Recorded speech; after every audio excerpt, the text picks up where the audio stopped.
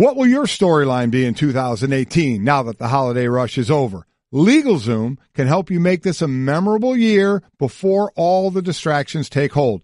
Make this the year you finally get serious about launching and running your business. Rest a little easier knowing your family's future is squared away with the right estate plan. LegalZoom has been helping people like you take care of their dreams and responsibilities for more than 16 years.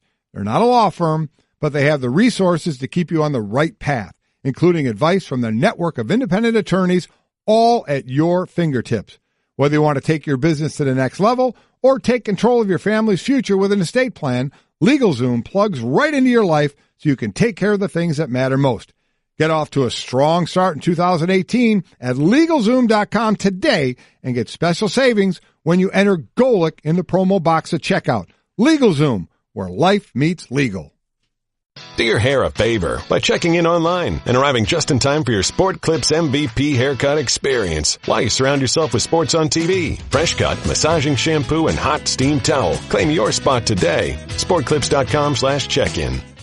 Good Tuesday morning, everybody, and it is indeed a sweet home Alabama for the Crimson Tide. Welcome into Golic and Wingo. Glad you are here with us on ESPN Radio and ESPN2, presented by Progressive Insurance. All phone guests join us via the Shell Pennzoil Performance Line. Trey Wingo, Mike Golic here. Junior will join us in a little bit next hour from Georgia. He couldn't pull himself away from the game, and Mike, my God, what an unbelievable finish to the college football season. Listen, what do you say? I mean, the last few. I mean, a couple of years ago, you know, the high-scoring 45-40 Alabama win over Clemson last year. The last-second 35-31 Clemson win over Alabama, and here an overtime game.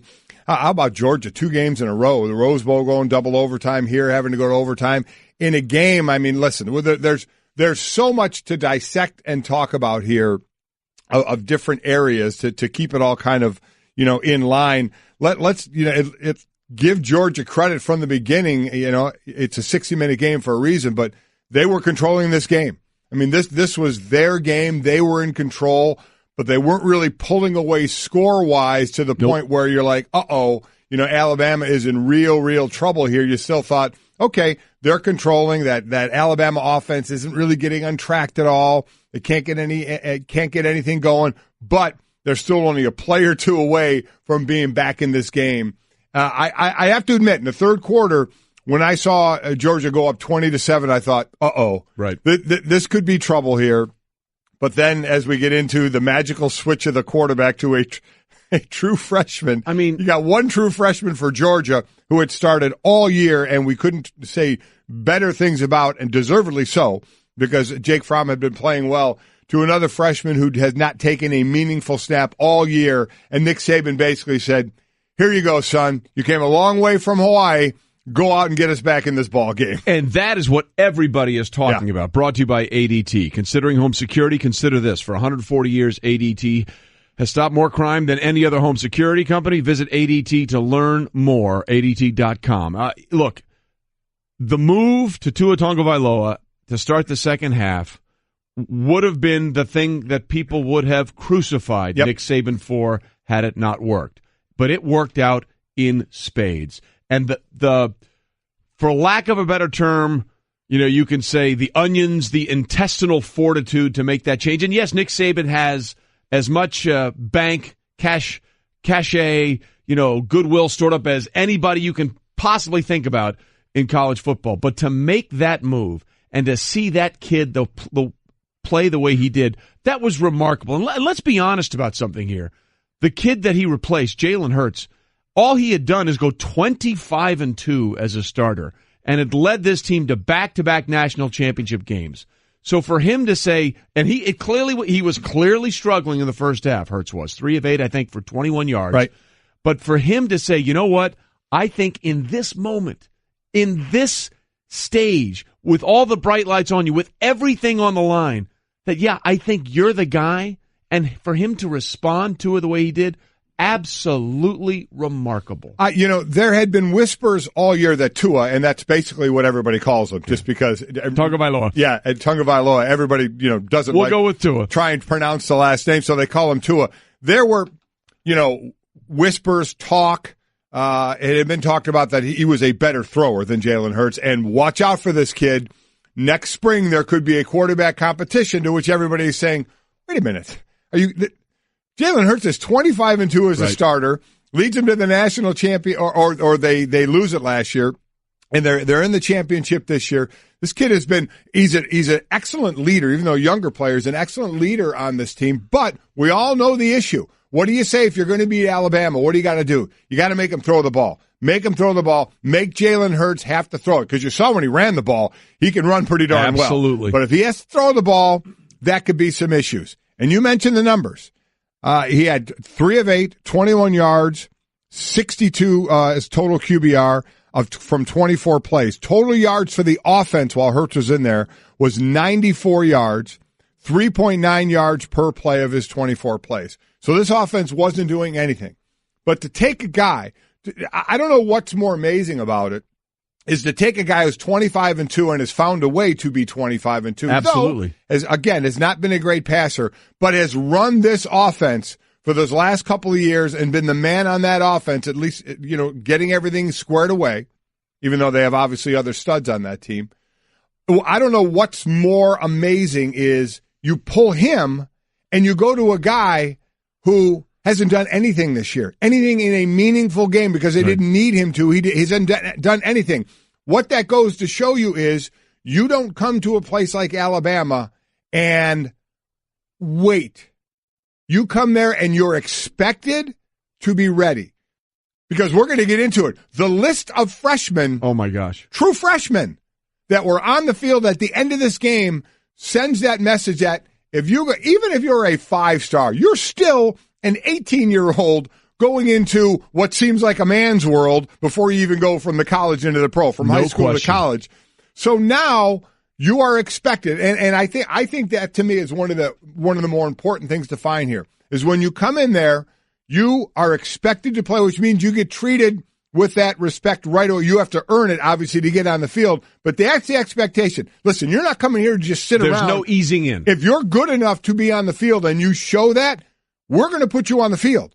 And it doesn't matter if it's the second game of the season or the national championship game where we need you, you're going to go in the game. Well, to that point, wasn't the left tackle eventually a starting freshman starting a freshman for that game because of injury? Jonah Williams is their best offensive lineman at left tackle. Their best offensive lineman. I believe it was his ankle he hurt in the game.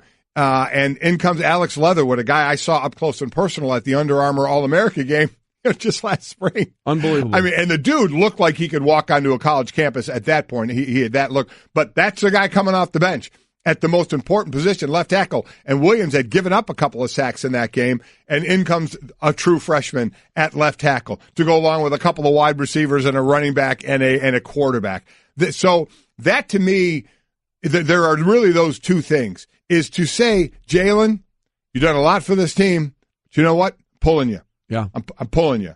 And I'm going to a guy. And it really isn't a secret that Tua can throw the ball better. Now, he's a freshman. You saw him running all over the place with his pants are on fire at times out there like a freshman.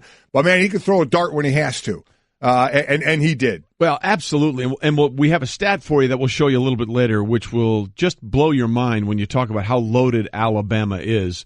I thought Kirk Herbstreit made a really great point along those lines about being ready to play.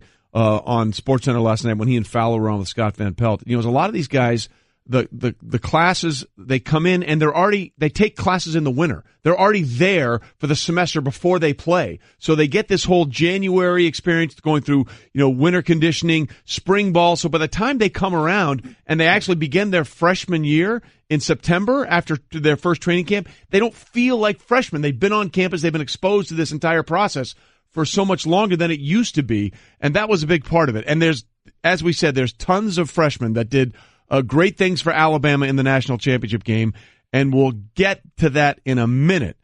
But the bottom line was the decision at the half to make that switch because the Alabama offense was DOA in that game. They were not going anywhere. For him to do that, look, again, Nick Saban has more stuff in the bank put away than anybody else in college football. Does. But to say on this stage we're going to do it, that's about the gutsiest call you can make. And here's what the Alabama head coach said afterwards on why he made the switch.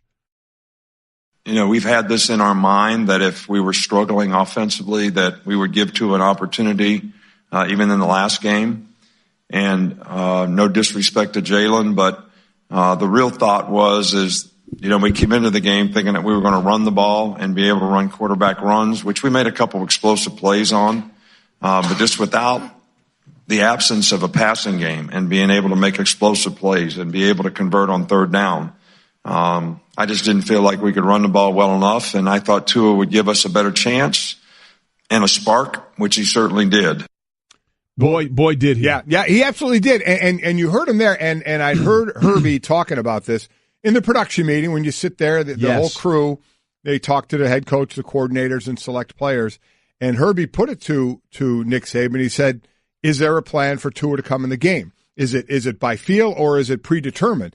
And made it sound like we have a package ready for this guy. And you just heard Nick say there, if we were struggling even in the last game, we were struggling and we needed passing, we would make that move. So they were ready for him to come in the game. And then Herbie went another question. He said, well, what if he, goes 8 of 9 and 80 yards and a touchdown? Are you pulling him? And Nick Saban, they said that's when Nick Saban got to be Nick Saban. Uncomfortable, I believe was the word. He folded his arms, he leaned back, it got a little uncomfortable in there, and he said, I got a lot on my mind to not be worrying about hypotheticals right now. But the bottom line is they had a package ready for Tua to come in the game, even for the last game, because of the way he can throw the ball. And listen, Jalen Hurts did Jalen Hurts things with his legs. 6 carries, 54 yards. Now, most of them were on one run of 47 yards, but that's what you wait for with a guy like Jalen Hurts, is when he gets that big run like that. But when you have a half that goes missed field goal, punt, and a half, you're like, okay, Alabama shut out in the first half. You saw Jalen Hurts miss a wide-open Calvin Ridley in the end zone early on in that game, a wide-open defender even slipped down, but I think Ridley would have been open anyway, and just overthrew him in the end zone. And I have to say Calvin Ridley, because I'm not going to lie, didn't know that his brother Riley Ridley plays for Georgia, because Wims is a guy you throw to for Georgia, but he got injured in this one. So his brother, Calvin's brother, Riley Ridley, had the most catches for Georgia on the other end. How about that? How about the Ridley family in the national championship game? Had more catches than Calvin and had more yards than anybody. He had 6 catches for 82 yards. Yeah, Wims impressive. only had that 1 catch. You knew he was in trouble, by the way, when he went off into the locker room. You could see his just left arm dangling. Absolutely. They said he was going to come back, and I'm like, with what? With a Band-Aid? Yeah, I didn't see that happen. But it wasn't just the switch to Tonga Vailoa that Saban made, which was a great call. There was also the 4th and 4 play that led to the tying touchdown, when I don't think, in fact, I'm pretty sure that Tonga Vailoa wasn't looking for Calvin Ridley. It sure looked like he was looking for Harris, Najee Harris, who was in the back of the end zone, and Ridley just came out of nowhere coming the other way and made that catch. I mean, to go for it, look, it was 4 minutes left. I think they still had all 3 of their timeouts. But even if they kick the field goal, they're still down 4. They still need a touchdown. It was the right call to make, even if you don't get it. So, you go for it. 4th one, you can still get a first down, by the way, at the 3-yard line. But the throw goes to the end zone, and Calvin Ridley, you think, okay, the star gets a pass to him. But you're right. There was a whole lot of, I don't know if that ball was really meant for him. But you know what? So what? It doesn't matter. Hall of Fame quarterback Kurt Warner had a great tweet and said, I don't think that was hey, it's happened to me too. Yeah. I mean, I'm not taking anything away from the guy, but he looks like he was going the other way, and Ridley just came out of nowhere and sniped that ball. Good for you. Good for Alabama. Bottom line, worked. it's a touchdown. That is exactly right. Golic and Wingo, presented by Progressive Insurance. Drivers who switch to Progressive can save an average of $620. $620. 620 clams. 620 simoleons. So you should do that. But then there was the game-winning play in overtime. Well, first, even before that, I mean, I thought the game was done 6 seconds ago, and Eddie Pappanastis is lining up. He missed it first field goal. Looks like a lot of my drives on the first tee when pressure's on the line. What a 36-yarder. This is anything. I mean, they set him up perfectly. They even brought Jalen Hurts back in with 6 seconds to go. The ball was on the right hash to take the snap and run it to the middle of the field. So basically, what happens is, where does your kicker like to kick the ball from? Okay, we have the ability to put it right where you want to kick it from. And that's exactly what they did. 36-yarder, perfect snap, perfect hold, and unfortunately, the kicker just absolutely snap hooked that thing. Yeah, you felt for the kid. You never want to see a college kicker miss something like that. I mean, that was tough. And he had missed one earlier. He actually made it, and there was a penalty. They pushed him back 5 yards, and he missed the second one. Right. That was tough. But, I tell you what, man, I just channeled my inner John Gruden. There you go. I tell you what, man, I like that kid. He's awesome. Perhaps the most impressive play Tua made in the entire game, and he made a ton of them, was the game-winning throw. Yeah. Against the defense that Georgia was giving it was a cover 2 look. Yeah. Which means there were 2 safeties on the field. Each had one half of the field. And the way he looked the safety off was impressive. It not only caught my eye and your eye, it also caught the eye of Joey Galloway, one of our great college football analysts who played in the NFL for a lot of years and was begging for quarterbacks to do for many, many of those seasons what this 18-year-old did in the national championship game. You know how long I begged quarterbacks to read a cover 2 safety and realize he was not getting off the hash and throw the football because he can't get there? Right. I begged 26 quarterbacks I played with in the NFL, and they refused. Because when you see cover 2, supposedly the deep strike down the sideline is gone. It's taken away because the corner reroutes your receiver, and then the safety is on the hash, and he's wide, and he's going to make the play. So this young quarterback not only delivers the ball, but reads it. And when he's talking to Maria, he said, I saw the 2 deep safety. Now, generally, you see the 2 deep safety, you get off of the street. Yep. He not only saw it, and then had to come and say, look, I see it. That safety's not over. I'm going to throw the ball. I mean, to do that in that moment at that age, I mean, okay, let's put it in some sort of perspective. At 18 years old, with everything on the line, this kid in the national championship game has the presence of mind to do that. What was your greatest accomplishment as an 18-year-old? Nowhere near that. Mine was getting to a 10 o'clock class. Yeah. Not an 8 o'clock class, a 10 o'clock class on time. Plus, even back that up, the play before that, he took a horrible sack. Yep. A sack so bad that Saban said after the game, Tua wouldn't have been able to make that throw if I had gotten to him after he took that sack. Yeah. I mean, that's just a sack you can't take. But he's an 18-year-old throwing in the second half, and the expectation is, though, you have a job to do. You got to do your job. You don't take a sack in that that situation to where it's now 2nd and 26 to go to a cover 2 where that play's really not supposed to be there. Joey Galloway just broke it down perfectly. Is that the corner reroute and the safety in that case was Dominic Sanders. He gets looked to the hash, and Tua said he saw it and knew it, and he did a good job of looking. Didn't stare down his receiver, just looked and saw where he was going to go and went. It was very impressive, especially coming off that sack. As I said, there are times, boy, he looked. The interception he threw, it was a running play, and all the receivers were blocking. Yeah. All the receivers were blocking, and he threw a ball, and it was picked off. So he made freshman, but you expect that. That's why you don't expect a freshman to have not played any meaningful plays during a season, not be inserted into the national championship game in the second half.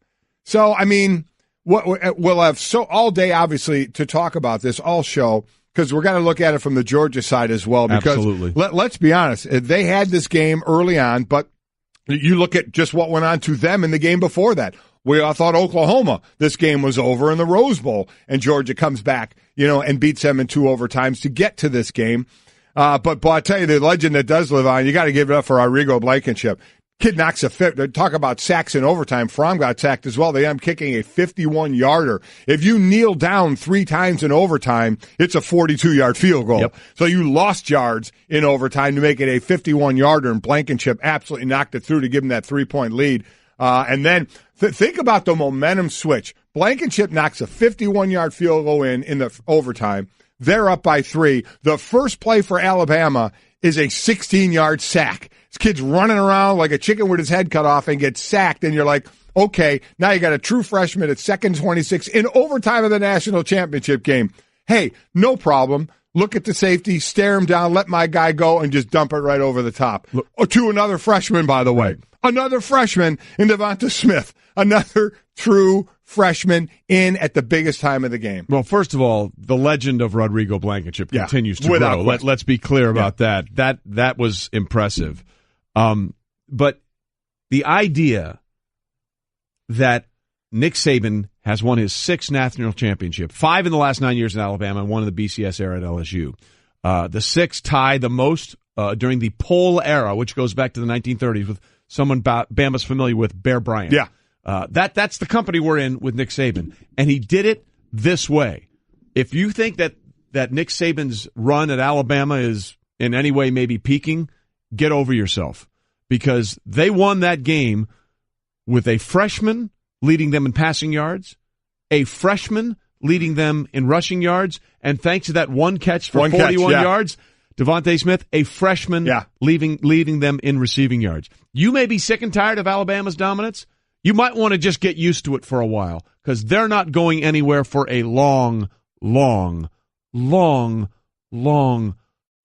time with the way he's got them reloaded. The guests we have for you today, coming up in a little bit, we'll talk to Greg McElroy, former Alabama quarterback, works for us on the SEC Network. I'm sure his mind was blown by what he saw from Tua in the second half.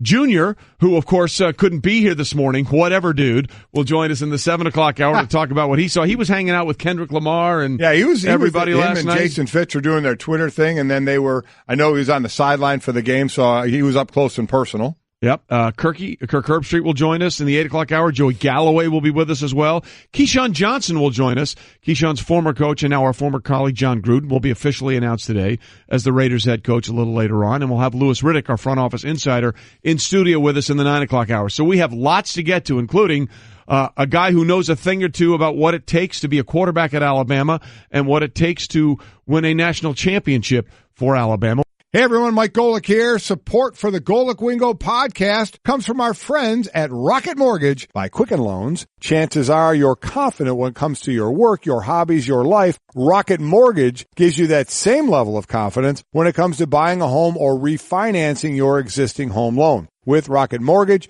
you can apply simply and understand fully so you can mortgage confidently.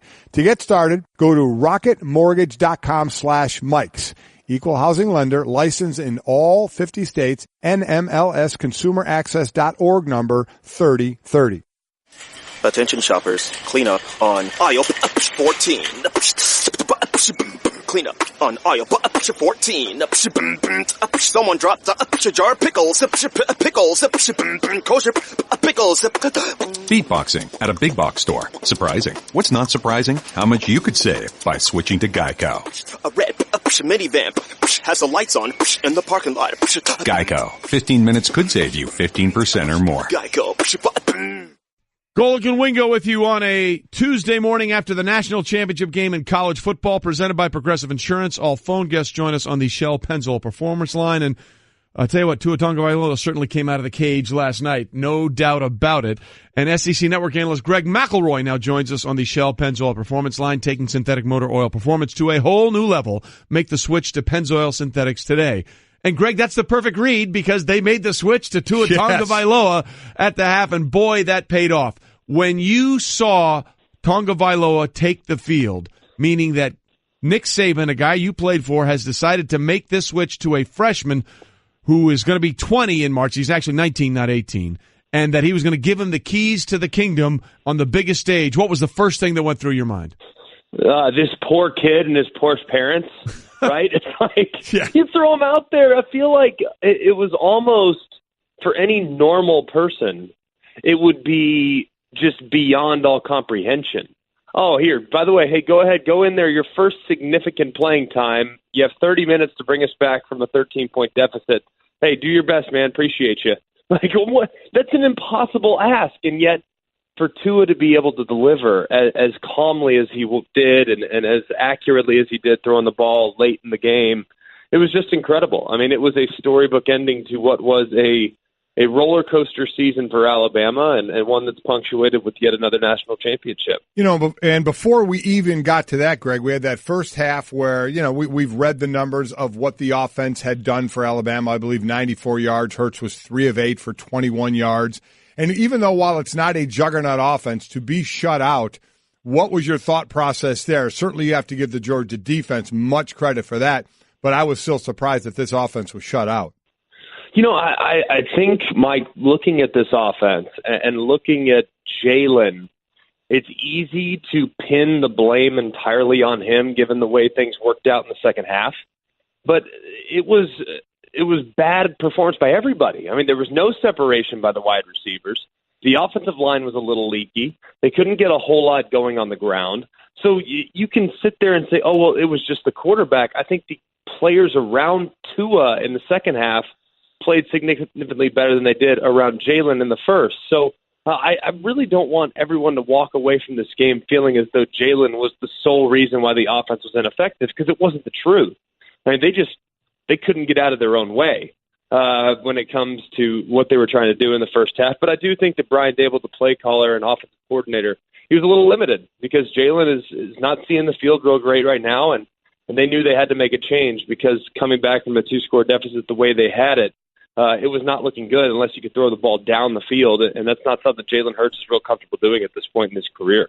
Greg McElroy with us, of course, played at Alabama, knows the pressure that goes with that position. Okay, knowing the stage that he was on and knowing that he had never played any significant time without a double-digit lead, Greg, in a game, Tagovailoa, what was the most impressive thing you saw about his performance in leading Alabama back and outscoring in the second half Georgia 26-7? Well, anybody that's been around the program has seen Tua and has been kind of blown away. And I've watched him on multiple different occasions dating back to last spring, and I thought to myself, this kid is really special. Now, I'm not sure he knows what's going on all the time, and I think that was evidenced by the sack in overtime and the interception that he threw as he was rolling to his left trying to throw it away. It was a pick. I mean, he's going to have some mistakes. But if you just can live with those, then the plays that he will make for you will flat out blow you away. So I think this kid is going to be an absolute star. And I've already said it. I was talking to a lot of people last night as we got back to the hotel, of course, burning the midnight oil, as we tend to do with these championship game performances. And I'm willing to go on record. I really believe this. I think he's going to win a Heisman Trophy at some point. I really think he has that level of upside. And knowing that Alabama and the young nucleus that they have around him, at one point last night, there were 6 freshmen on the field with under 2 minutes to play in a game in which they're playing for the national championship, the most important drive of the season. They had a true freshman at left tackle, running back, quarterback, 3 at wide receiver. Truly incredible. And I think that this young nucleus is really going to grow together, and it's going to be to a show moving forward. I mean, you just can't put him back on the bench after a performance like that. I kind of liken it to when Cardale Jones got the first nod in the 2015 season over J.T. Barrett because of how well he played down the stretch. That's going to be a similar case, I would assume, to what we're going to see at Alabama. And that young group and that young core is going to be very good for quite some time. Yeah, some of those freshmen you mentioned, Tua, Devonta Smith, who caught the touchdown, Najee Harris, the running back, Henry Ruggs, the third, one of the wide receivers, Alex Leatherwood, the tackle that you're talking about who filled in for Jonah Williams, who got hurt in that game. So talk about that for a minute, Greg. Take us inside there. When you, as a guy who played in that system and with Nick, go there, what does Nick put on the freshmen for expectations? Because some just go there and, you're going to sit and you're not going to do anything and you're not expected to do a lot. It certainly seems different there. So how does that come from Nick? Yeah, well, I mean, it really comes from the fact that he recruits at a high level to begin with. So when the guys get on campus, and most of which are going to enroll early, several of which have NFL aspirations, they want to start that clock, Mike. They want to get things going, and when they get to that 3-year period, they're gone.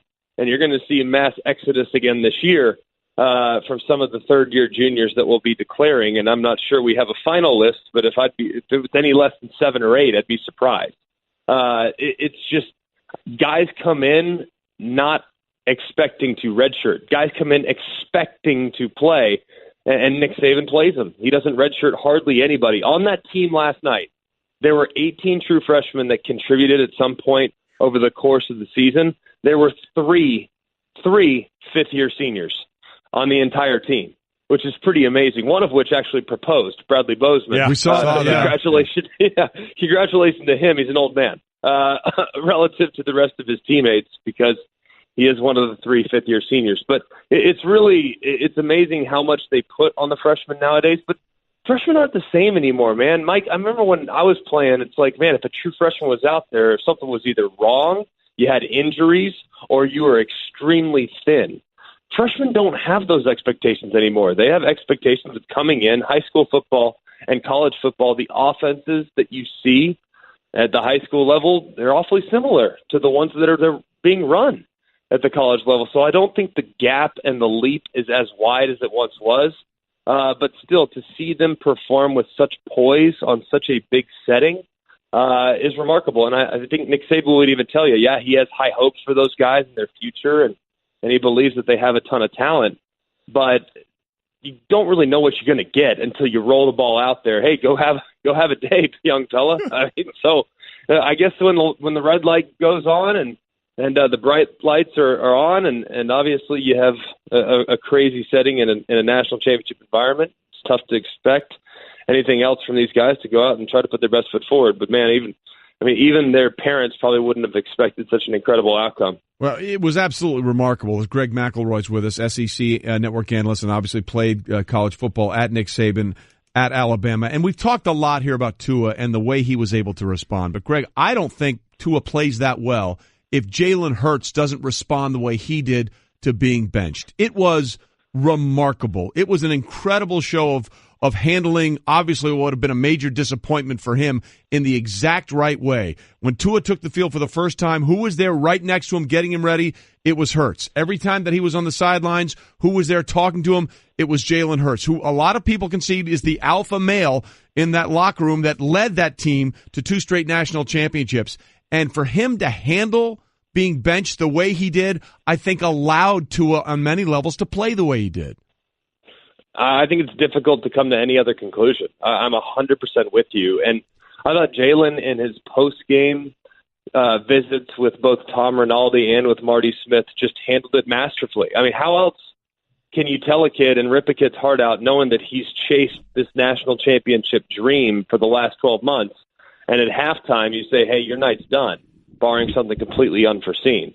I mean, I thought he handled it about as well as he possibly could. And I feel terrible for that young man. I do.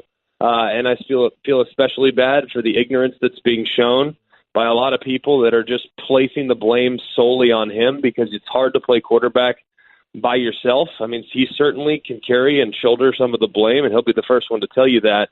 But I really thought the grace and the leadership that he displayed in the final 30 minutes of that football game was just truly unique. And you just don't see it all that often. I mean, this has always been a first-class young man. It's a very disappointing outcome, and it's a disappointing and a bitter end to what could be his Alabama career if, in fact, he decides to transfer. Of course, we don't know that. We might not for quite some time, but you feel terrible for him. But like you said, I mean, his willingness to cheer on Tua, talk to Tua, try to rally around Tua and really be a part and enjoy the post game as much as anybody it shows his character, and it shows what was truly important to him. And that was what was in the best interest of the team, not for him, not for his stats, not for his reputation, not for his ego. It was truly about the team for Jalen. It always was. And it was never on display more than last night. Last one quickly, Greg, and while we know Nick Saban will enjoy it for probably last night and then start complaining today about how behind he is behind all the other teams and preparing for next year, how does Nick run this? Does Nick have open competitions? Will Nick make this an open competition if Jalen wants to stay? And we have no idea what he's going to do. But if he's going to say, will he say open competition, or is he I'm naming a starter guy and the other guy has to beat him out? Oh, no, it's open competition. If you remember back to every time that they've had a quarterback, I guess you could call controversy or competition in the offseason, outside of when I was a starter, because there just weren't as many options back then. It was early in Saban's takeover. But when A.J. McCarron took over in 2011, him and Phillip Sims rotated the first couple games. If you look at Blake Sims, he played a majority of the snaps in 14 because he beat Jay Coker on the field. And then Jay Coker in 2015 rotated all the way into the fourth game of the season with Cooper Bateman. Of course, you remember Blake Barnett started the first game last year, not Jalen Hurts. Jalen Hurts came in. He became the quarterback after rotating a few series there. So I think that he will absolutely let this thing play out. In a perfect world, of course, Nick Saban knows that having both of those quarterbacks on his roster could be beneficial. Now, the likelihood of having both next year is extremely small. I think Tua made a pretty big statement last night, and he's only going to get better. That's what's so unique about this young man. So I think it's his job, and it will likely be his job in the fall. Just hope that if Jalen does decide to stick it out or switch positions, whatever he decides to do, you know it's going to be in the best interest of his future. And I would think that Nick Saban would honor that, but in a perfect world, I know he'd love to have them both back, given that Jalen really has been pretty remarkably consistent over the course of his career. And having a guy that can do some different things and can run the football is a real positive. Right. It certainly is. Everybody would like to have that problem, basically, is what we're saying. Greg, Greg, we appreciate your time this morning. Thanks so much. Unbelievable game for Tua. Unbelievable comeback for Alabama. Golic and Wingo with you on this Tuesday morning after the national championship game, and obviously elation in Alabama, obvious heartbreak for UGA fans, Georgia, the Bulldogs, and everything else. When it looked for the longest time that Kirby Smart would be the one to finally break that jinx of all the former Nick Saban assistants going up against him. Instead, he becomes the 12th straight victim. 12-0 Nick Saban is against former assistants. But I tell you what, Georgia, man. Their future is pretty bright too. We talk a lot about what Alabama has done, but Georgia looks like they're in it for the long haul here with the way Kirby has turned that program around. Yeah, definitely. You got, again, the true freshman Jake Fromm. Now he completed 50% of his passes, a couple interceptions, was sacked 4 times. You're going up against the best defense that he was going to face all year right there. And as a true freshman, I love what he has done. You have, Sony Michel and Nick Chubb. Michelle almost got to 100 yards. He had 98. Chubb 18 for 39. For carries, they did run the ball 45 times, but you knew that's what they were going to do and try and get some passes over the top. They only averaged 3 yards per run as opposed to 102 yards per run last week against Oklahoma. So we kind of knew it was going to be a little different in that, and the passing game was going to have to be a bit of a difference for them. And when Wims went down, that definitely hurt him. Yeah. He was the size guy. He was that 6'4" guy that could create that mismatch that they were looking for. And interestingly enough, it was Calvin Ridley from Alabama's brother Riley Ridley who ended up being the leading receiver for either team in the game. Yeah. 6 receptions more than anybody, 82 yards more than anybody in that game for Georgia. So, they're set up well going into the next year and the years to come.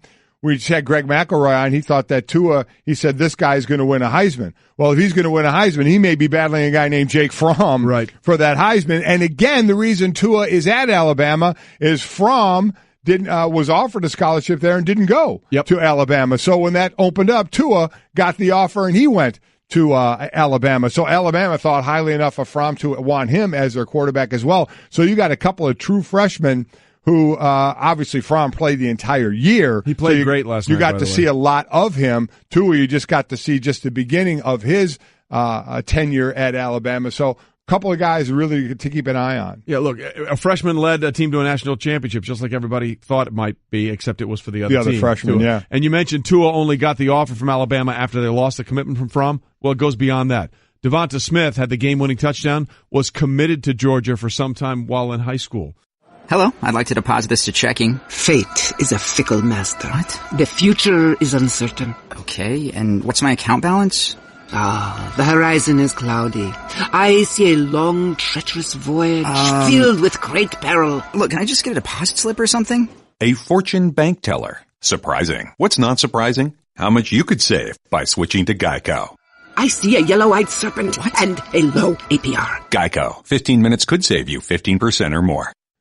What will your storyline be in 2018 now that the holiday rush is over? LegalZoom can help you make this a memorable year before all the distractions take hold. Make this the year you finally get serious about launching and running your business. Rest a little easier knowing your family's future is squared away with the right estate plan. LegalZoom has been helping people like you take care of their dreams and responsibilities for more than 16 years. They're not a law firm, but they have the resources to keep you on the right path, including advice from their network of independent attorneys, all at your fingertips. Whether you want to take your business to the next level or take control of your family's future with an estate plan, LegalZoom plugs right into your life so you can take care of the things that matter most. Get off to a strong start in 2018 at LegalZoom.com today and get special savings when you enter Golic in the promo box at checkout. LegalZoom, where life meets legal. I only have 15 seconds to tell you about Sport Clips haircuts. Sports on TV, original MVP haircut experience, and online check-in means you don't have to think about where to get your haircut ever again. Claim your spot today. SportClips.com/check-in.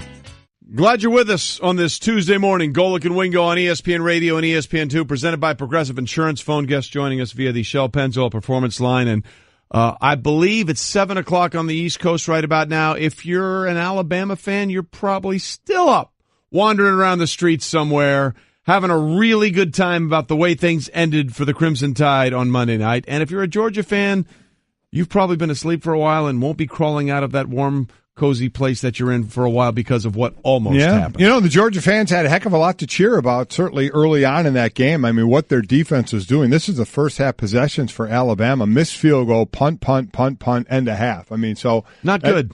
Georgia defense, give them a lot of credit, and so you're shutting out Alabama at halftime, up 13-0. Kind of, they were in the position, they were in the reverse position the week before against Oklahoma, right, when everybody thought that game was over going into halftime. And as we find out, 60 minutes really does mean 60 minutes, and a lot can change. And one of the big changes we're going to talk about is the change in quarterback that Nick Saban made from a starter that went 25-2 to Jalen Hurts to a freshman who a 19-year-old who hadn't played a meaningful snap the entire season, Tua Tagovailoa, who is all right.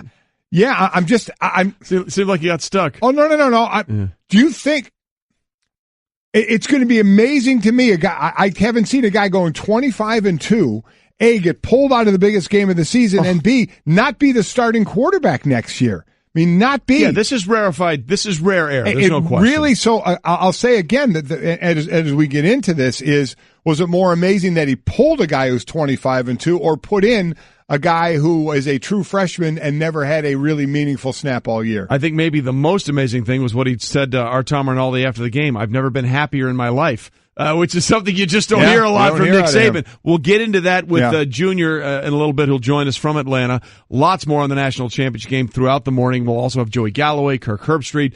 They'll be joining in throughout the morning to talk about it. But let's start this hour, as we tend to do most hours, with... It's time for... Off the Top. Whether you like it or not, it's just beginning. With Golic and Wingo. All right, we start off the top in the NBA. Timberwolves defeated the Cavs by 28 Monday, Minnesota's largest win against a team that entered the game at least 10 games above 500 since 2001, and this was about as bad as you can get for LeBron James. Yeah, it was. LeBron had a plus-minus of minus 39, the worst in the 1,101-game regular season of his career. His prior worst was minus 34 against the Warriors in January of 2016, so... Yeah, listen, there's 82 games. You're not going to be up for every single one of them. This is a bad one. But, listen, Minnesota has done this. Minnesota led the entire way. It was Minnesota's sixth win without trailing this season, two more than any other NBA team. Minnesota in the West is sitting at 26-16, 7.5 games out from the Warriors, are sitting in that 4 spot. And Cleveland, they're, 26-14 in the 3rd spot. They'll be just fine, but This is a bad game. But it's not like early on Cleveland was losing to like the below 500, not making playoff teams, of last year when they were getting beat. Minnesota, we talk a lot about Minnesota and what they're trying to build out there.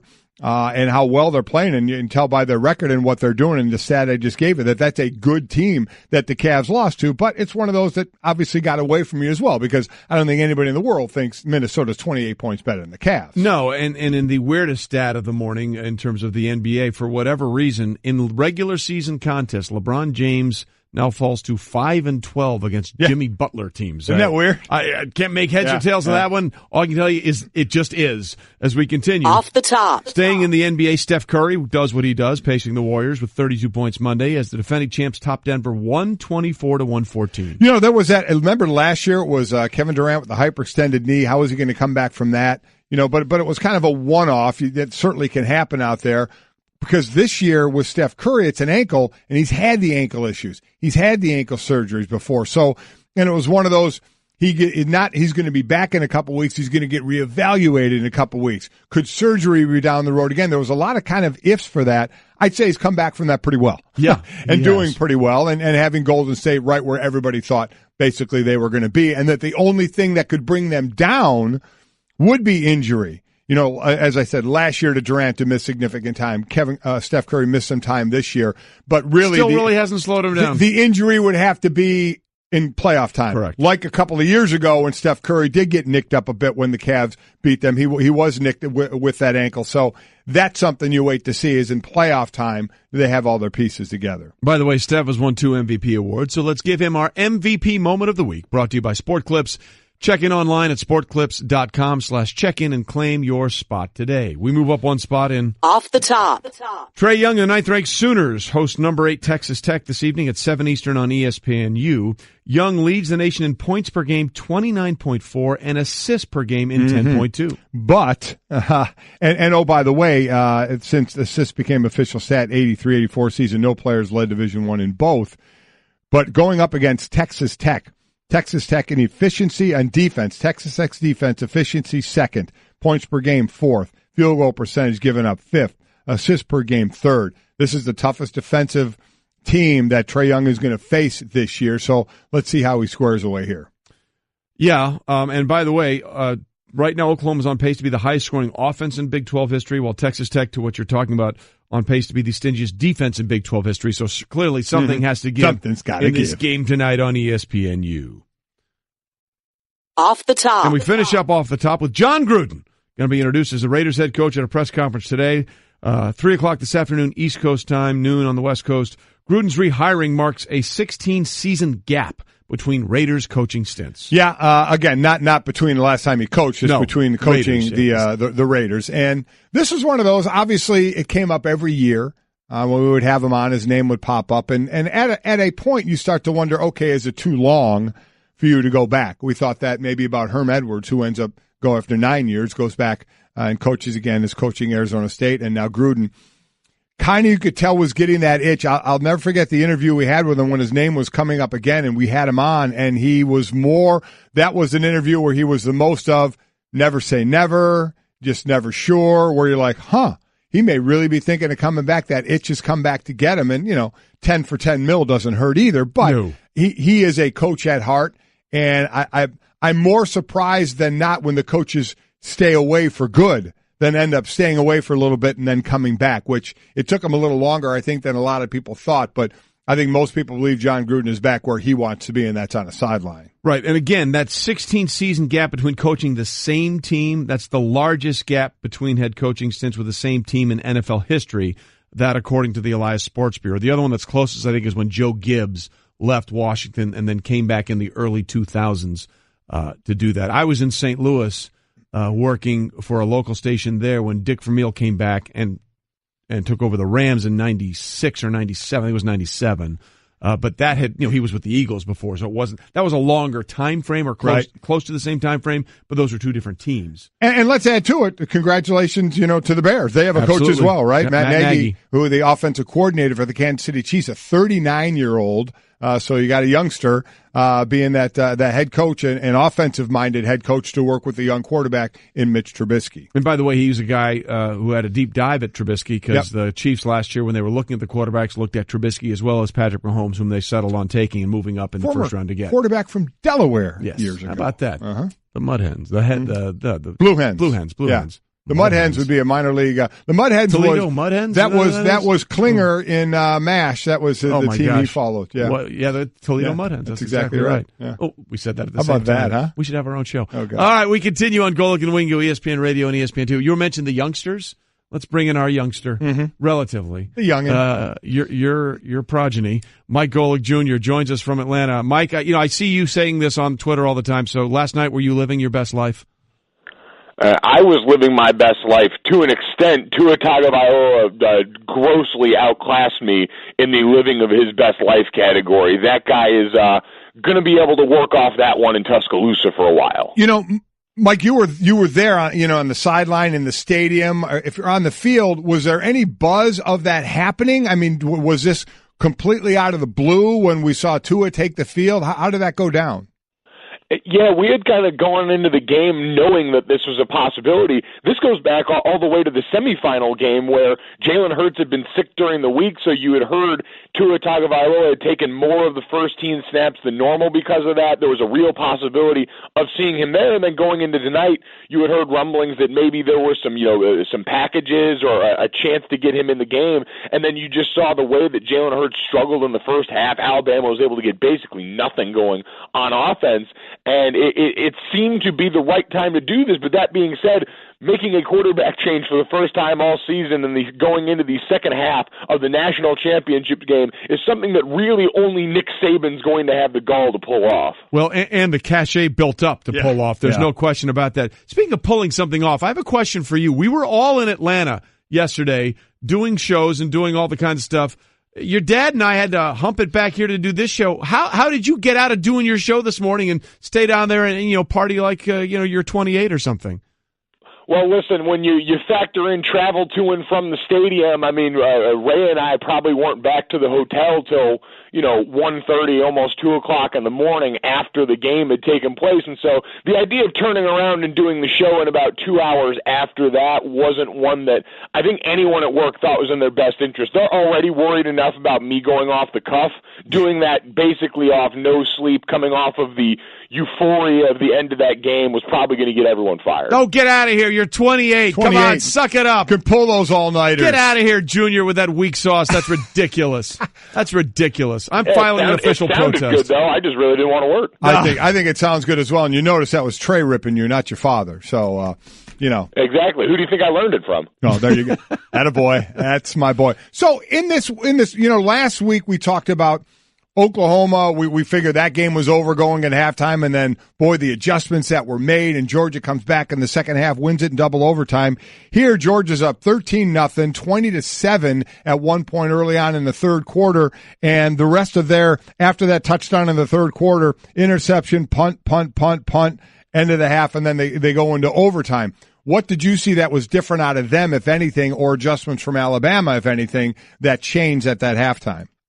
Yeah, it really felt eerily similar to what we saw where Oklahoma stopped doing what had worked for them in the first half of that game. For Oklahoma, it was tempo, and for Georgia, it was actually allowing Jake Fromm to be a part of the game plan. They gave him one chance to win the game down the stretch of that, where he threw a ball out in the flat to Swift that was, grossly airmailed at that point. But really, beside that, we had seen a ton of the Wild Dog, their version of the Wildcat that netted them a touchdown early in the game, but later on just seemed to be playing a little bit scared. Jake Fromm had some great throws in drop back, but mostly he makes a living working off that run-pass option, and I thought there was just a decidedly fewer opportunities of that in the second half, and without stressing the edges for Alabama, without moving them back off the ball, they were able to finally just load up in the box, try and stop some of that run game, and then maybe mix in a timely pass breakup here or there. Alabama, a top 10 team in disruptions on the season, so think sacks, pass breakups, interceptions, all that stuff. They're used to jawing the ball loose in situations like that, and I just thought Georgia stopped taking chances in their offense, even the calculated ones that in the first half had netted them a lot of really impressive chunk plays in the passing game, which we know even coming off the semifinal action wasn't the way that they had normally wanted to get down. Well, no, Fromm I thought played really well. There was one throw I think on the drive, the possession they had before what we thought might have been the game-winning field goal in overtime. Where on 3rd and 8, it looked like he rushed that throw, right? And it just seemed like at that moment he didn't play with the same natural sort of relaxed motion that he was playing with in his passes the entire game. But I want to go back to Tua for a second, because everybody's talking about, the touchdown to Ridley and the touchdown to win the game to Devontae Smith. I really thought there was one play early in that second half that really sort of kept him going. It was that 3rd and 7 play on his first drive when they're down 13-0, and he rolls to the right, and he looks like for all the world that he's going to get sacked. There are 3 Georgia defenders around him, Junior, and somehow they all sort of bounce off each other. He runs for 7 or 8 yards, picks up the first down, and is able to get the first touchdown on the board for Alabama with a touchdown throw. And it certainly seemed like if that had gone sideways and they had made that sack and made it 4th and 17 or whatever it would have been, then you're thinking, well, maybe this might not work out. But for him to be able to do that, I really felt like that got his legs underneath him and sort of gave him the energy he needed to realize he could play at this level. Well, it was really necessary because you think about the first drive of the second half, I believe it was a 3-and-out, and you start to wonder, all right, how long is Nick Saban going to let this experiment go in the other direction? Certainly we had seen Jalen Hurts had gotten the hook after the first half, but how long was he going to let this go the other way if it really looked like it wasn't starting to work? And that was one of those moments. It reminded me a lot of, Eli Manning spitting out of that cloud of bodies in the Super Bowl to ultimately make a big play there. And I leaned over to someone on the sideline, and we all kind of said the same thing. If this game ends up going Alabama's way and they pull this back, we're going to circle that particular moment, that 3rd and 7 spin out of the sack, as the moment where everything changed for this team. And I'd firmly stand by that. That was, listen, this is the top dual threat quarterback in the country, and as much as we had heard about his arm coming into the season and throughout the year, you have to remember there was dual threat for a reason, and this guy time and time again made plays not only like that to net first downs, but just to get out of pressure and get the ball out of bounds a couple of times, which we know is monumental for a freshman kid, and really displayed. I think part of the reason we talked about them bringing Jalen back, the first returning starter for Alabama since 2013, you've got a chance to return this kid, a live arm in Nick Saban's offense that you rarely get to see, married with some of that same run game ability that we saw down the stretch where it was lead QB runs down the road the rest of the game to really salt it away for them. And it has to be said continually, the reason that spot opened up for a scholarship for two at Alabama is because Jake Fromm turned his down at Alabama to go to Georgia. That's just amazing. These two guys will be battling for years to come. And Mike, take it from that side. Unfortunately, your one shot in the national title game ended the ways Georgia did, though theirs went to overtime. But a loss is a loss. So talk to it from their side of it. They had the lead in this game to kind of see that deflate to the loss and just going forward for this team and the pieces that they have. I can't imagine how sick that group is going to be for a long time. We were sitting down on the sideline, and I saw them wheel the confetti cannons out there, and because that loser confetti is the worst feeling I have ever managed to know outside of, losing a family or a loved one or something like that.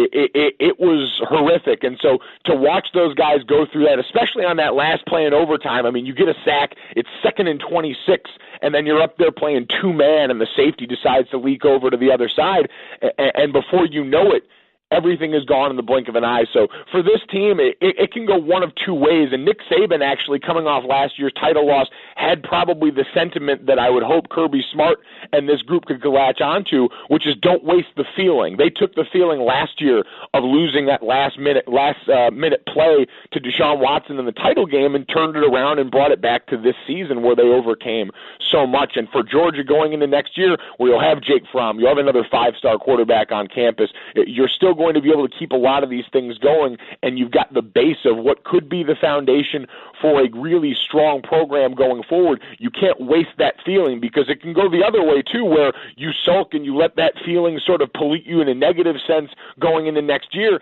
and there's a relapse. And so I think that's going to be a big thing, is how you use this to fuel you going forward and how long you let it affect you the way I know it can. There was a year after the game we played where I don't know if I went a day without thinking of it, and that wasn't always the good feeling in a positive sense. So Kirby Smart and their staff are going to have their work cut out for them, making sure these guys get their heads in the right space as soon as they get back for winter workouts. Junior with us on the phone, obviously doing first and last, and is with us the first hour every day here on Golic and Wingo, except when he's sloughing off and staying in Atlanta because he hung out with Kendrick Lamar last night. So listen, we'll go away from the field for a second. What'd you think of the halftime show, being in the blimp, et cetera, et cetera, et cetera, and who else you hung out with? Yeah, being in the blimp was incredible. Obviously, the people at Goodyear were awesome for hooking that up for us, and I didn't know I was going to be a blimp guy until I got up in the blimp. Jason Fitz, who I was doing it with, was on the way up, white knuckles, sweating and crying. I'm trying to open the windows and see if I can stick my head outside. I was like a dog in the car. I was so excited to be out there for the trip and then to get to see the views that we got. I thought the halftime show was great. I know this is a sort of a new reach for college football to make this happen, and maybe the first rap concert I've ever seen where the guy is wearing like a North Face style coat the entire time and gloves. So certainly shout out to him for pulling that off amidst what was cold and rainy conditions on the outside for a long time. And listen, just getting to be down there and see the proliferation. We spent time on both sidelines of former players and pros now back watching this game. And we were down on the Alabama sideline in the second half where it didn't look like things were going overly well. And you saw guys like Derrick Henry and a lot of the former Tide players lined up over on that sideline looking a little uneasy about things. And one of the photographers still had, got them together to kind of take the group picture, the alumni picture. And I look over there and I see the reason they're all so upset is because they're wearing 2 or 3 rings each. So they're wondering how they're maybe going to lose back-to-back championships, where probably would have to be the first time ever for Nick Saban or Alabama. So you saw those visual representations of the standard. And I got to meet Tom Rinaldi last night, which was nice. And I didn't cry, which was an important moment. Wait, you had never met Tom Rinaldi before? No, I never met Tom Rinaldi. So I find that unusual. Came up to him. There was, a lot of that mutual respect, guys, that comes with 2 really accomplished professionals in their field. So I know it was probably a big moment for Tom too. Yeah, we're going to see it another way. Who was the other one outside of Tom? Was there a third party there that you're not talking about?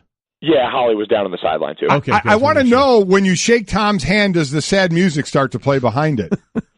It does, but you know what? I wanted to be cognizant because Tom's done a really good job of also building some of the humor into his routine lately. I didn't want to pigeonhole him as the really sad story guy, and so I kept it together. My lip only quivered a little bit. No, he was peeling onions at the time. That's why. All right, Junior, get a shower and a shave, and we'll see you back here. All right, safe travels, my man. All right, thanks, guys. See you, man. Later. Yeah, by the way, you're talking about Saban losing rings. He's got 1 for the other thumb now. I mean, he's got 6. He's got 6. There are a couple of stats I'll save about this class. Oh my gosh. And the wins they had, and also, so we mentioned a little earlier, but for those that were with us, what one of the players did after the game that has major life implications more than just a national championship. And it involves a ring, by the way. We'll get into that a little bit later. Coming up, we'll go back to Atlanta and talk to Joey Galloway about the impact of Tua Tagovailoa and how he did something that no QB in Joey's 15 years in the NFL career could do, and this kid did it at 19. 19. Hey everyone, Mike Golic here. Support for the Golic Wingo podcast comes from our friends at Rocket Mortgage by Quicken Loans. Chances are you're confident when it comes to your work, your hobbies, your life. Rocket Mortgage gives you that same level of confidence when it comes to buying a home or refinancing your existing home loan. Rocket Mortgage is simple, allowing you to fully understand all the details and be confident you're getting the right mortgage for you. To get started, go to rocketmortgage.com/Mikes. Equal housing lender, licensed in all 50 states, NMLS, consumeraccess.org number 3030. Hello, I'd like to deposit this to checking. Fate is a fickle master. What? The future is uncertain. Okay, and what's my account balance? The horizon is cloudy. I see a long, treacherous voyage filled with great peril. Look, can I just get a deposit slip or something? A fortune bank teller. Surprising. What's not surprising? How much you could save by switching to Geico. I see a yellow-eyed serpent and a low APR. Geico. 15 minutes could save you 15% or more. Golic and Wingo with you on ESPN Radio and ESPN2 and the Doors, and Tua Tagovailoa certainly lighting the fire of all the Alabama Crimson Tide faithful. What a performance off the bench. And we're joined now on the Shell Pennzoil Performance Line to talk about it with Joey Galloway, our ESPN college football analyst, and of course played for Ohio State, played many years, 15 years in the NFL. And Joey, I have a lot to ask you, but I've just been informed the most impressive thing about you this morning. You have a tea time at 9 o'clock. Yeah, I do. And your good friend Booger was supposed to be playing, but I don't know what happened. He called the Pinstripe Bowl. It was cold outside, and I seriously think that he will no longer leave his house if it's below 65 degrees. So he's tapped out. He can't go because it's too cold. Marshmallow soft. Yeah, marshmallow soft. By the way, what is the temperature going to be in Atlanta at 9 a.m.? Let's see. I just checked, and it was right around 40 right now. And that's respect. Respect, Joey. I have massive respect for you, and obviously everybody in Alabama has massive respect for Tua Tagovailoa and what he was able to do coming off the bench in the second half as a freshman and leading them to 26 points in the second half and overtime. And your analysis of the game-winning throw, I thought, was spot on. We played it earlier in the show. For those that were with us, explain what was most impressive to you about the 41-yard game-winning throw from Tua to Devonta Smith. when I looked at the play originally, I thought, okay, Georgia was playing man-to-man, and the corner just got lost and couldn't keep up. And then once I saw it again, I realized they were playing cover 2. I mean, it was 2nd and 26. They're playing cover 2, so there's a safety on the hash, and the corner is supposed to reroute the receiver. Safety is supposed to be able to get over the top and stop the deep ball. You don't see quarterbacks throw a deep ball into cover 2. And Tua looks out here, sees the safety. He has an interview with Maria Taylor after the game, and he clearly says the safety's on the hash. Sees the safety on the hash, keeps him there, and decides to throw the deep ball and throws it on the money for a touchdown. You just don't see quarterbacks do that. That is a next-level throw for a quarterback, and especially for a freshman quarterback in that moment. Were you surprised? I mean, we know and we have heard that there may be packages for Tua, even going to last week in the semifinal game, depending on what they needed and how Jalen was throwing. But all that said, were you still surprised when he came into the game in the third quarter? I was so surprised, and I was at Alabama's spring game on the field, this earlier this year when Tua was throwing the ball, and people were talking about, this young kid could come in and start. And I'm thinking, there's no way. Jalen Hurts took him to the championship game. He was just a freshman at the time. There's no way this young guy's coming in to take his spot. And then I started to hear a few weeks back that Jalen Hurts would be on a short leash, and that, they would not go through another game like they did last season against Clemson where, they couldn't throw the ball. There were some throws that just weren't getting done in the pass game. And so I didn't believe it until Jalen Hurts went, I believe, 3 for 8 in the first half. And they said, let's go. We haven't put a point on the board. Let's make a move. And once again, Nick Saban looks like a genius.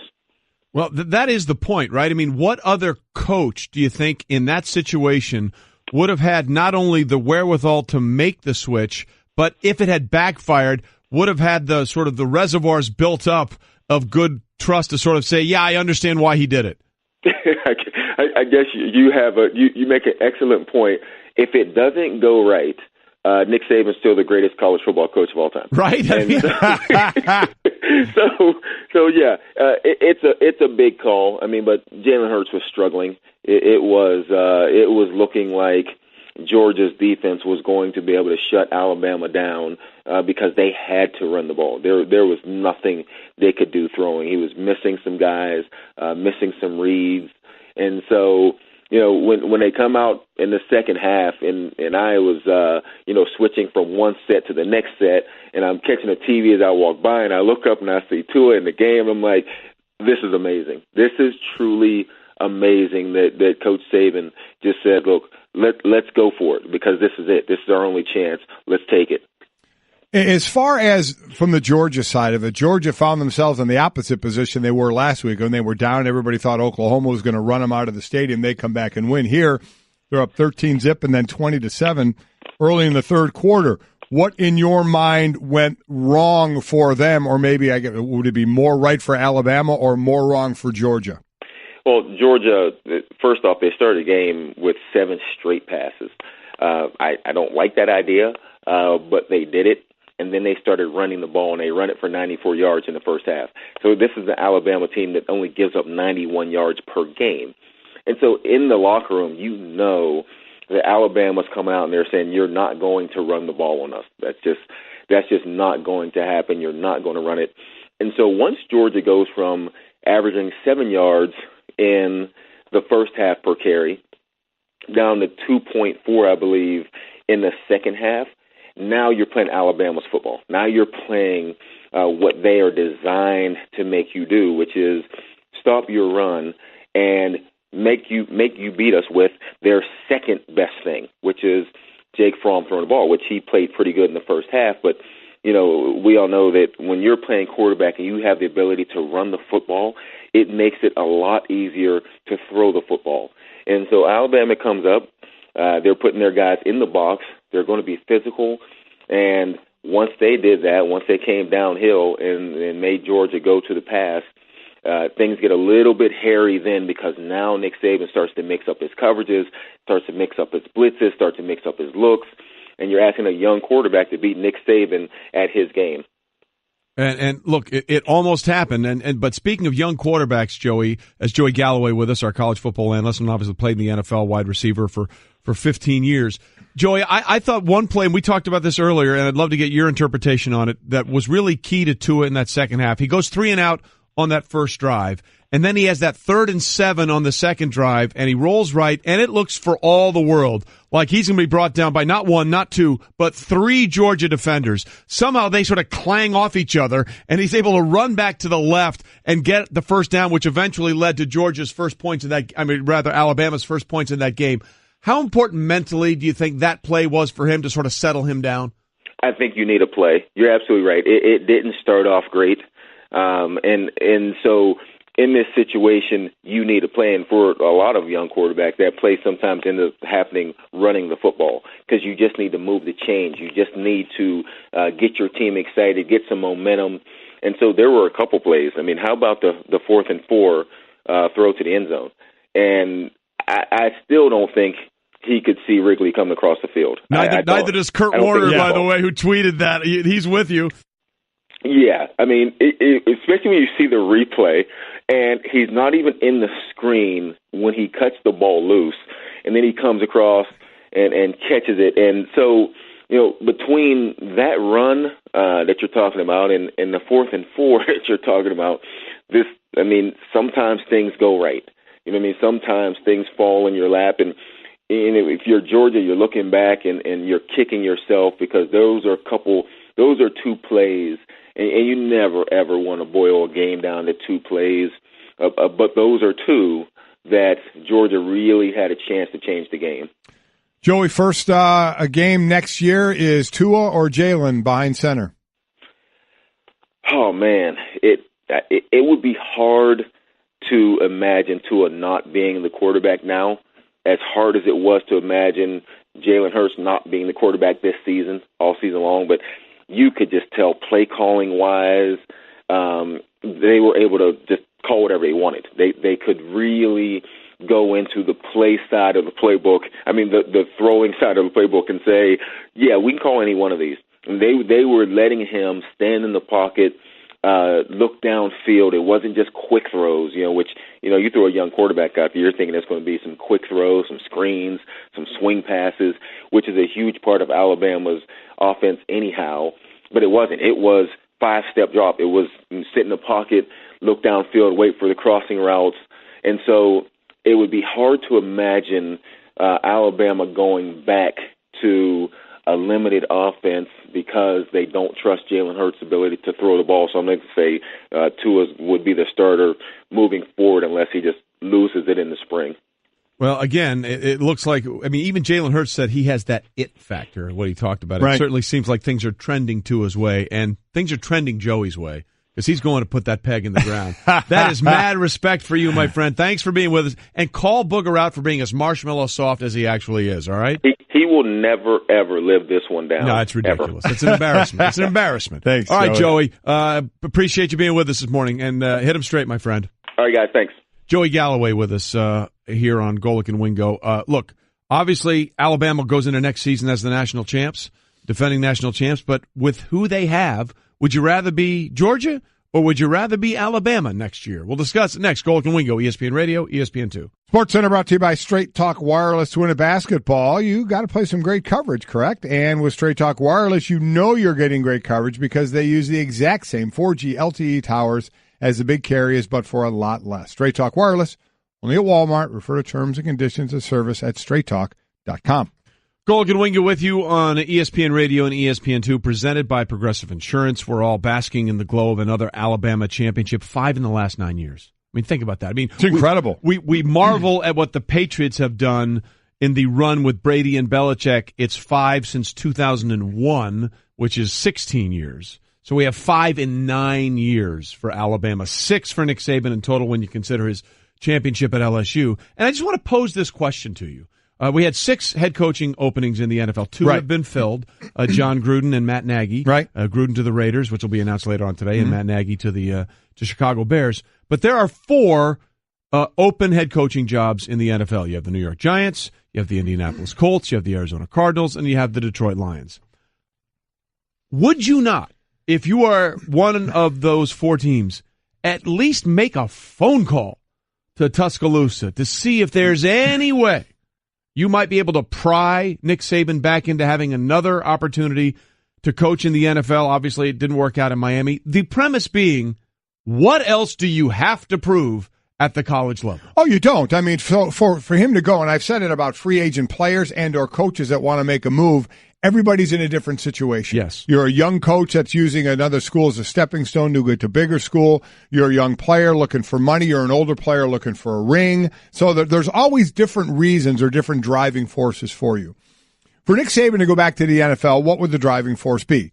Success, right? Yes. Because he didn't have the success when he went there. And a lot of it, quite as he even said, if we pass Drew Brees on the physical and take him in Miami, he goes, I may still be coaching in the NFL. Correct. Which could be very correct. But it didn't go well for him there in Miami. So that would be the reason to go back.